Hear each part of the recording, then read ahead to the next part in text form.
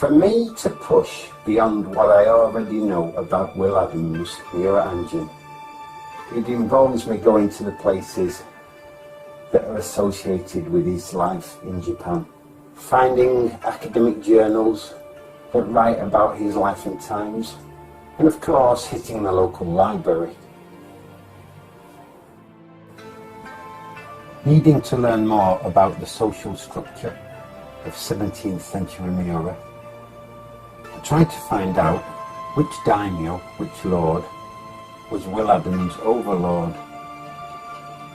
It turns out that the shogun himself was Will Adams' direct overlord, because the lands in which Miura is were shogunal lands.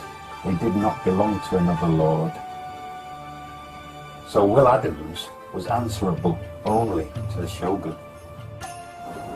But from the start of the 19th century, when Japanese waters, and in particular Edo Bay, were encroached by foreign ships, direct control of the area was handed over to the Aizu clan. Samurai of the Aizu domain policed the bay. There were by then no more Hatamoto in the Miura area. So where had the Hatamoto of Miura, Adam's descendants, gone? Well, they could have died out, but they could have been relieved of their lands. According to this famous samurai book, samurai who were deemed unworthy of their status could be stripped of their rank.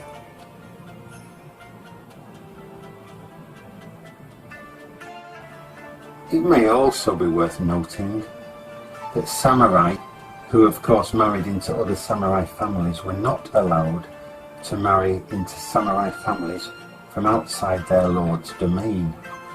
If the Adamses did retain the rank of samurai, it's highly unlikely then, if they did marry and reproduce, that they lived beyond the Tokugawa domains. Although it must also be noted that the Tokugawa domains were very expansive. But why would Joseph, as Lord of Hemi, leave his own domain, married or not? It's more likely that Susanna may have been married off to a samurai in another part of Tokugawa domains. But I don't see any obvious reason why Joseph would leave Hemi, unless he was ordered to by his shogunal overlord. So, unless the shogun ordered Joseph to move, or relieved him of his title, it's reasonable to suspect that he spent his life in his domain at Hemi.